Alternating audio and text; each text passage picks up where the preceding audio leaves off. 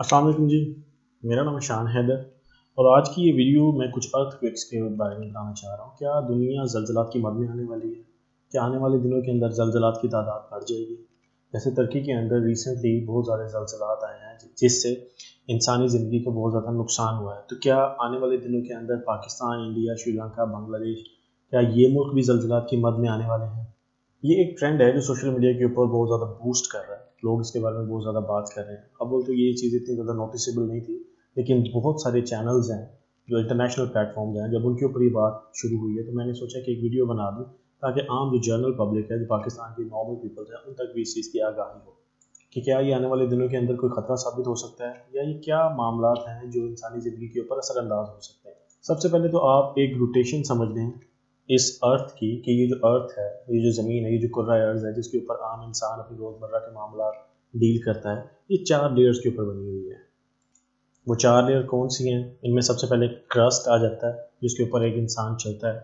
इसके बाद मेंटल है जो ईस्टवर्ड डायरेक्शन के अंदर मूव करता है, स्पिन करता है। इसके बाद एक लावे जैसा एक समंदर है जिसे लिक्विड आउटर कोर कहा जाता है, जिसको अबूर करना, जिसको पार करना, जिससे आगे तक की इंफॉर्मेशन रसाई हासिल करना बहुत ज़्यादा मुश्किल है। और लास्ट में आता है इनर कोर।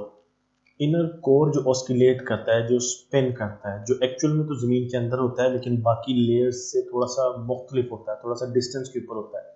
रहता तो होता तो ये ज़मीन के अंदर ही है, लेकिन ज़मीन के अंदर रह कर भी ये बाकी लेयर से बिल्कुल अलग हो। इस चीज़ की जो कंफर्मेशन है वो एक जापानीज बोर्न साइंटिस्ट है, मिशाओ काकू, जो न्यूयॉर्क के कॉलेज के अंदर एक थ्योरेटिकल फिजिसिस्ट है, जिन्होंने इस चीज़ की कंफर्मेशन की है कि ये जो रोटेशन है ये after every 70 years, up to 70 years, close to 70 years move करती है, बूस्ट करती है या रुक जाती है। और उसके बाद उन्होंने इस चीज़ की कंफर्मेशन भी बताई है कि क्या ये चीज़ों का असरअंदाज होना ज़रूरी है इस रोटेशन के बावजूद, इस रोटेशन के बाद।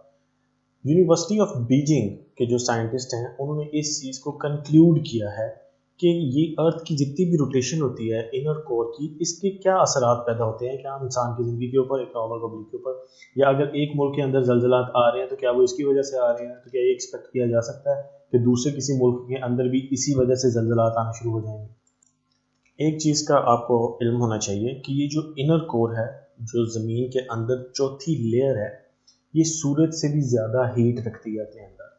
जैसे सूरज है वो 5600 सेल्सियस के ऊपर हीट पैदा करता है, तो ये जो इनर कोर है ये 6000 सेल्सियस के ऊपर हीट पैदा करती है, जो ऑलमोस्ट 9% ज़्यादा है सूरज की हीट से। और इसी हीट की वजह से ये क्लॉकवाइज मूव कर रहा होता है। एक्सपेक्टेशन जो साइंटिस्ट की है वो ये है कि क्या ये जो क्लॉकवाइज मूव कर रहा है तो क्या ये रुक जाएगा, एंटी क्लॉकवाइज घूमना शुरू हो जाएगा। अगर रुक जाएगा तो क्या असरात पैदा होंगे, अगर एंटी क्लॉकवाइज मूव करना शुरू हो जाएगा तब एक इंसान के ऊपर, एक आम जिंदगी के ऊपर, एक किसी मुल्क के ऊपर क्या इसके असर होंगे।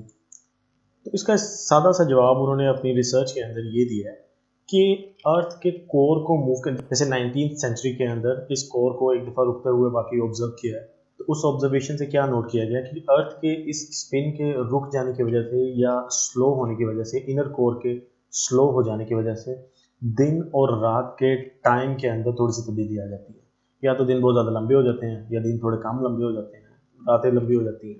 तो ये एक चेंज है जो अर्थ के कोर के रोटेशन के ऊपर डिपेंड करता है कि वो, क्योंकि जो कोर मूव कर रहा है उसकी वजह से एक पूरी अर्थ स्पिन कर रही है। आपको मालूम होगा कि अर्थ पूरी एक स्पिन करती है, मूव करती है, जिसकी वजह से दिन और रात का तयन होता है, महीने और साल का तयन होता है।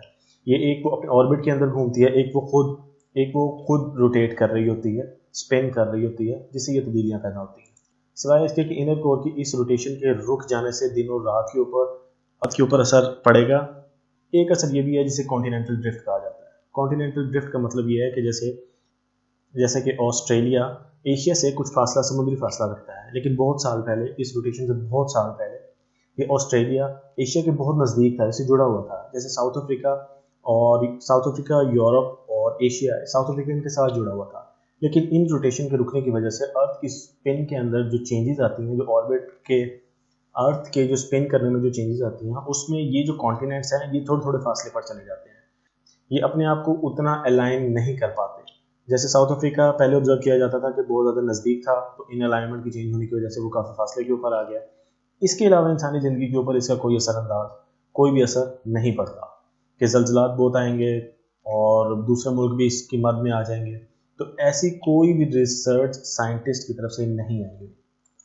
باقی یہ قدرتی آفات ہیں، قدرتی معاملات ہیں، قدرتی چینجز ہیں جو کب کہاں کیسے کس چیز کے لیے ہوتی ہیں، یہ قدرت سے بہتر اور کوئی نہیں جانتا۔